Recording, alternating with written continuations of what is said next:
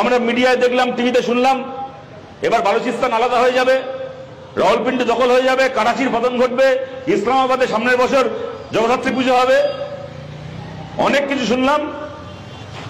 কিন্তু একদিকে যখন এইগুলো শুনছিলাম, অপরদিকে প্রত্যেক দিন আমাদের দেশের পক্ষ থেকে দুজন, আমাদের আর্ম ফোর্সেসের দুজন প্রতিনিধি, কর্নেল সোফিয়া কুরেশি এবং colonel wing commander Vyomika Singh, এখন ঘরে ঘরে সবাই তাদেরকে চিনে গেছেন, তারা দুজন এবং বিদেশ সচিব, এই তিনজন মিলে প্রত্যেক দিন তারা একটা কথা বলে গেলেন যে আমরা পাকিস্তানের সঙ্গে যুদ্ধ করছি না, পাকিস্তানের কোনো সাধারণ নাগরিকের সঙ্গে আমাদের কোনো শত্রুতা নেই, আমরা শুধুমাত্র জঙ্গিদেরকে টার্গেট করেছি।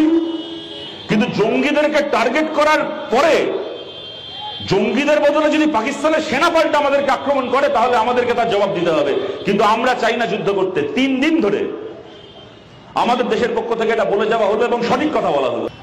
ডোনাল্ড ট্রাম্প একদিন দুপুরবেলা, পরশুদিন দুপুরবেলা হঠাৎ করে টুইট করলেন যে আমাদের সাথে কথা হয়ে গেছে, আমরা বলে দিয়েছি ভারতকে, পাকিস্তানকে শান্ত হয়ে যেতে বলে দিয়েছি, তোমরা ঝামেলা করবে না, ওরা আমার কথা শুনেছে।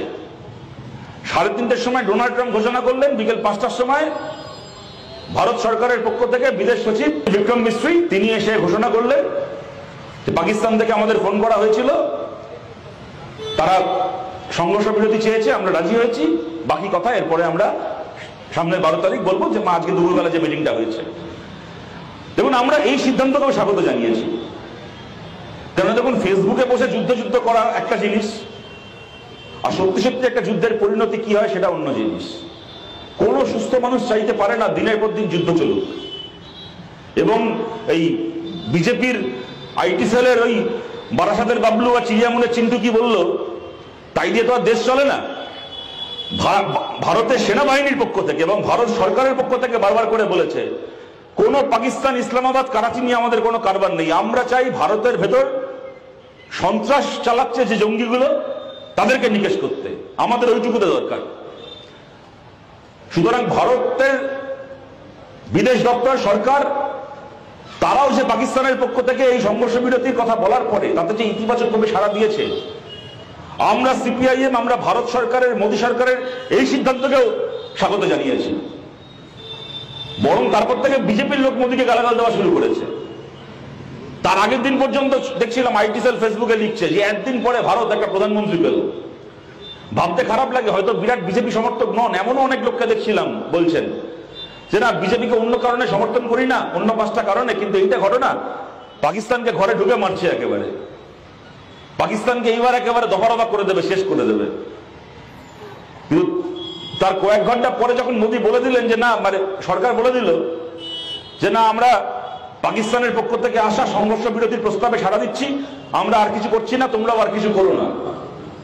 ওই যেটা বললাম, আমরা স্বাগত জানিয়েছি, কারণ আমরা চাইতে পারি না কখনো এটা যে দিনের পর দিন যুদ্ধ চলুক, বিশেষ করে অসামরিক এলাকায়, সিভিলিয়ান এলাকায়, এই ধরনের পাড়ায়, যেখানে বাচ্চাদের স্কুল আছে, হাসপাতাল আছে, সাধারণ মানুষের ঘর বাড়ি আছে, সেখানে এসে বোম পড়ুক, মিসাইল পড়ুক, মানুষ মরে যাক, বাচ্চারা মরে যাক, ছোট ছোট স্কুলের বাচ্চা টুকরো টুকরো হয়ে পড়ে থাকুক, কোন সুস্থ মানুষ চাইতে পারে না। কিন্তু আমরা না চাইলে কি হবে? যেটা বললাম, বারাসাতের বাবলু আর চিড়িয়ামুড়ের চিন্টুকে বিজেপি বুঝিয়ে দিয়েছে যে আমরা এবার পাকিস্তান দখল করে নেব, ওদেরকে এবার কে ঠান্ডা করবে? ওরা এবার মোদীকে বাপ তুলে গালাগাল দিচ্ছে যে তোর জন্য কাল রাত অব্দি লড়লাম যে একদিন পরে ভারত একটা প্রধানমন্ত্রী পেয়েছে, আর তুই বেটা করতে ঢুকে গেলি। আর এখন লোকে ইন্দিরা গান্ধীর ছবি শেয়ার করছে যে 71 সালে ইন্দিরা গান্ধী পেরেছিল পাকিস্তানকে দুটুকরো করতে, আমাদের মোদীজি পারলো না। মাঝখান থেকে কি হলো দেখি, কোত্থেকে শুভেন্দু অধিকারী আর বিজেপির এই কতগুলো চ্যাংড়া রয়েছে, সজল ঘোষ আর ওই নেড়া কৌস্তব, তারা দেখি গালাগাল দিচ্ছে যে বামপন্থীরা কেন বলেছে ডিএসকালেশন। আরে ভাই, ডিএসকালেশনের প্রত্যেক দিন যখন মিলিটারি পক্ষ থেকে, আর্মির পক্ষ থেকে এবং ভারতের বিদেশ দপ্তরের পক্ষ থেকে সাংবাদিক সম্মেলন করা হচ্ছে, যতবার তাদের পক্ষ থেকে সম্মেলন করা হয়েছে, সাংবাদিকদের সাথে কথা বলা হয়েছে গত 3 দিনে, যতগুলো প্রেস নোট পাবলিশ করা হয়েছে, একেবারে 7 তারিখ থেকে 10 তারিখ পর্যন্ত প্রত্যেক দিন আপনারা দেখবেন একটা কথা রয়েছে যে আমরা এসকালেশন চাই না, আমাদের প্রতিটা স্ট্রাইক হচ্ছে পাকিস্তানের ভেতর জঙ্গি শিবিরকে ধ্বংস করা স্ট্রাইক, কিন্তু তার বাইরে আমরা যুদ্ধের এসকালেশন চাই না। ভারতের সরকার বলছে, ডোনাল্ড ট্রাম্প বলছে তোমরা ডিএসকালেট করো, মোদী বলে দিলেন ঠিক আছে ডিএসকালেট করছি। আরে ভাই, ট্রাম্প হুকুম পাঠাচ্ছে, তোদের বাপ ঠাকুরদা মোদী বসে আছে ওখানে, তোদের বাপ কাকা মোদী আর অমিত শাহ সেই হুকুম পালন করছে, মাঝখান থেকে শুভেন্দু সজল নেড়া কৌস্তব চেঁচাচ্ছে আমাদের নামে যে বামপন্থীরা কেন বলেছে ডিএসকালেশন। ক্ষমতা নেই মোদীকে জিজ্ঞেস করে, ক্ষমতা নেই অমিত শাহকে জিজ্ঞেস করে, এদিকে পাড়ার লোককে বার খাইয়ে রেখেছে যে ইসলামাবাদ দখল করে নেবে মোদীজি, সামনের বছর পুজোর ছুটিতে ইসলামাবাদ বেড়াতে নিয়ে যাবো, বউকে বাড়িতে বউকে বলে রেখেছে। এখন বাড়িতে বউ বলছে কি গো তুমি বললে পরের বার ইসলামাবাদ বেড়াতে নিয়ে যাবে, মোদীজি তো সব যুদ্ধ বন্ধ করে দিলেন, এবার কি করবে? বাড়িতে বউয়ের কাছে গাল খাচ্ছে, রাস্তায় এসে আমাদের গালাগাল দিচ্ছে। কি বলবেন বলুন তো পাগলগুলোকে? তারপরে আমি আপনাদেরকে, আপনারা সবাই জানেন ইন্দিরা গান্ধী, এই যে দুজন কমরেডের আমাদের নাম লেখা রয়েছে, ইন্দিরা গান্ধীর জমানায় টালিগঞ্জে খুন হয়েছিলেন, যাদবপুর থেকে শুরু করে এই বিস্তীর্ণ এলাকায় এমন কোন মোড় নেই যেখানে আমাদের কোনো না কোনো কমরেডের 70-এর দশকে নাম লেখা একটা শহীদ বেদিনা নেই। ইন্দিরা গান্ধীর হাতে আমাদের পার্টির যত লোক মরেছে গোটা ভারতে অন্য কোনো পার্টির অত লোক মরেনি। তারপরও আমাদের কমরেডের লাশ ডিঙিয়ে, চাপ চাপ রক্ত ডিঙিয়ে আমরা ইন্দিরা গান্ধীকে সমর্থন করেছিলাম বাংলাদেশ মুক্তিযুদ্ধের প্রশ্নে। দেশের মধ্যে ইন্দিরা গান্ধীর সঙ্গে আমাদের যা লড়াই আমরা দেশের মধ্যে বুঝে নেব, কিন্তু যেখানে প্রশ্ন এসছে পাকিস্তানের হাত থেকে বাংলাদেশকে মুক্ত করার, ইন্দিরা গান্ধী লড়াই করছে বাংলাদেশের হয়ে, আমরা বলছি আমরা ইন্দিরা গান্ধীর পাশে আছি, আমরা থেকেছি। আমাদের কমরেডদের পাহাড়ের চেয়ে উঁচু লাশ ডিঙিয়ে, মাইল মাইল রক্ত ডিঙিয়ে আমরা এই প্রশ্নে ইন্দিরা গান্ধীকে সমর্থন করেছি, বাংলাদেশ স্বাধীন হয়েছে। ইন্দিরা গান্ধীকেও সেই সময় নিক্সন বলেছিল তুমি যদি যুদ্ধ না থামাও আমরা আমেরিকা ভারতের ভেতর ঢুকে যাব। ইন্দিরা গান্ধী, এই দম ছিল ইন্দিরা গান্ধীর, বলেছিল ঢুকতে আসলে তোমার মুখে ঝেঁটার বাড়ি মারবো। আর সেই সময় পৃথিবীতে একটা সোভিয়েত ক্যাম্প ছিল। আপনারা জানেন যখন যুদ্ধ হচ্ছে আমেরিকা, নিক্সন ওরা ওদের 7ম নৌবহর পাঠালো ভারতে আক্রমণ করার জন্য। দিল্লি থেকে ফোন করলেন ইন্দিরা গান্ধী সোভিয়েতে, আমেরিকার 7ম নৌবহর ভারতের তটের কাছে আসার আগে আটকে গেল।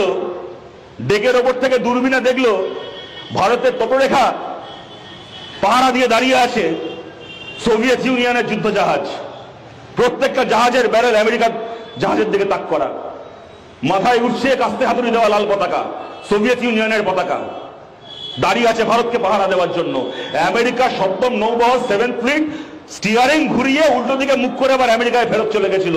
বাংলাদেশ স্বাধীন হয়েছিল। মুজিবুর রহমান কলকাতায় এসে ভারতের মানুষকে ধন্যবাদ জানিয়ে গেছিলেন, ইন্দিরা গান্ধীকে সম্মান জানিয়ে গেছিলেন। এই ছিল ভারতের সার্বভৌমত্বের ইতিহাস। আর এরা এখন ট্রাম্প একটা টুইট করলে 1.5 ঘন্টার মধ্যে সরকার থেকে ঘোষণা করতে হয় যে ঠিক আছে আমরা থামাচ্ছি। আমাদের লজ্জা করে না? মাথা নিচু হয় না? আমরা বলছি ডিএসকালেশন হয়েছে, ভালো হয়েছে। বিজেপির লোকেরা গালাগাল দিচ্ছেন মোদীকে, আমরা গালাগাল দিচ্ছি না। সঠিক সিদ্ধান্ত নিয়েছেন, ম্যাচিওর সিদ্ধান্ত নিয়েছেন, বাস্তবচিত সিদ্ধান্ত নিয়েছেন, কিন্তু অন্যের চোখ রাঙানিতে নেবেন কেন? পাকিস্তান ফোন করেছে, ওরা সংঘর্ষ বিরতি চেয়েছে, আমরা সংঘর্ষ বিরতি করব। আমাদের এইটুকু বলা দরকার ছিল না যে বেশ সংঘর্ষ বিরতি করছি, কিন্তু পেহেলগামের ওই 4 টেররিস্টকে আমাদের হাতে তুলে দাও, যারা আমাদের দেশের 26 জন মানুষকে মারল, তারা এবং তাদের হ্যান্ডলার যারা তাদেরকে মারতে পাঠিয়েছিল তাদেরকে ভারতের হাতে তুলে দাও। আমাদের বলা উচিত ছিল না? আপনাদের মনে আছে উড়ি, পাঠানকোট, এটাকে পুলওয়ামা, যেখানে 40 জন আমাদের সেনা জওয়ানকে মেরে ফেলা হলো একসঙ্গে লাইন বাইন উড়িয়ে। কি উড়ি, কি পাঠানকোট, কি পুলওয়ামা, এইবার পেহেলগাম। একটা ঘটনার একজন সন্ত্রাসবাদীকে আজ অব্দি গ্রেপ্তার করা হয়নি, গ্রেপ্তার করা যায়নি। বলুন পাকিস্তানকে এই কন্ডিশন দেওয়া দরকার ছিল না? আমেরিকার বড়দা, চায়নার মেজদা, রাশিয়ার ছোটদা কেউ যদি মাঝখানে তৃতীয় পক্ষ হয়ে আলোচনা করতে আসে, তাদেরকে আমাদের এটা বলা উচিত ছিল না? ঠিক আছে বলতে এসছেন সংঘর্ষ থামাতে, আমরা সংঘর্ষ থামাচ্ছি, কিন্তু পাকিস্তানের ওপর আপনারা আন্তর্জাতিক চাপ তৈরি করুন, যাতে পাকিস্তান বাধ্য হয় পেহেলগামের ঘটনার অপরাধীদেরকে আমাদের হাতে তুলে দিতে? এটা বলা উচিত ছিল কি ছিল না? এটা বলা যেত কি যেত না? কেন বলতে পারলাম না আমরা? মাঝখান থেকে একটা দেশ কতটা থার্ড ক্লাস হতে পারে আপনারা চিন্তা করুন। ট্রাম্প যখন টুইট করছে যে আমরা ভারতকে বলেছি পাকিস্তানের সঙ্গে সংঘর্ষ বিরতিতে যেতে, তার 20 ঘন্টা আগে পাকিস্তানকে IMF থেকে $1 বিলিয়ন লোন দিয়েছে এই আমেরিকা, এই ট্রাম্প। একটা দেশ গোটা পৃথিবী দেখছে এইরকম ভাবে একটা দেশ টেরোরিজমকে মদত দিয়েছে, দিয়ে চলেছে। এমন অবস্থায় ভারত সেখানে গেছে বলে ভারতের ভেতর সে আক্রমণ করে পাঞ্জাবের সাধারণ ভারতীয় নাগরিকদেরকে মারছে। সেই অবস্থায় সেই দেশকে IMF থেকে $1 বিলিয়ন লোন দিচ্ছে ট্রাম্প, আর দিয়ে জ্ঞান দিচ্ছে যে তোমরা যুদ্ধ করো না, তোমরা ঝামেলা করো না। আর 26টা দেশ রয়েছে IMF এ। আমরা নাকি বিশ্বগুরু, মানে ভারতকে বাদ দিয়ে আরো 26টা দেশ, আমরা 27তম।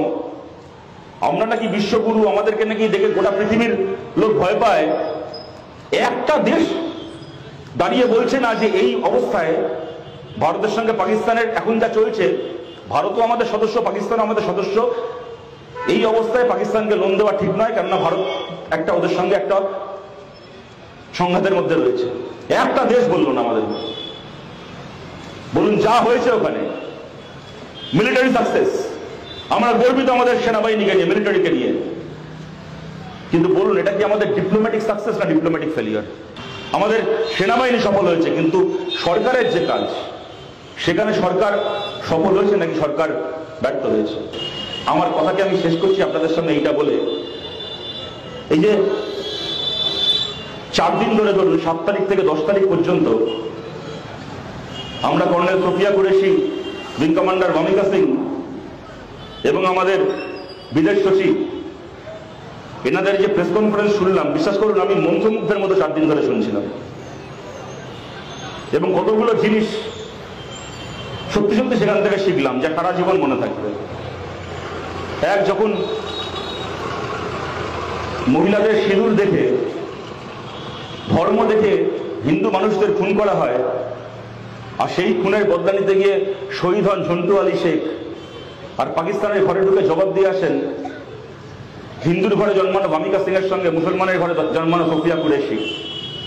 আর তারপরে সেই ভামিকা সিং এবং সোফিয়া কুরেশি একসঙ্গে বসে বলতে পারেন যে ভারত একটা সেকুলার দেশ, আমরা কোনো ধর্মস্থানকে টার্গেট করে চলি না, আমরা যদি উগ্রপন্থার বিরুদ্ধে ব্যবস্থাও নিই, আমরা টেররিস্টের সঙ্গে লড়াই করি, আমরা কোনো ধর্মের সঙ্গে লড়াই করি না।